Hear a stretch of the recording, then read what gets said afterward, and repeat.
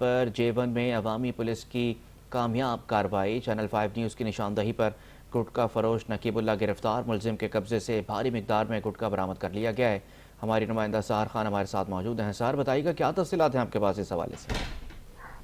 جی بالکل، عوامی کالونی تھانے کی حدود میں جو ہے گٹکا مافیا بے لگام ہو چکا ہے۔ جگہ جگہ جو ہے گٹکا پوائنٹ قائم کر دیے گئے ہیں جس کو روکنے والا کوئی نہیں ہے۔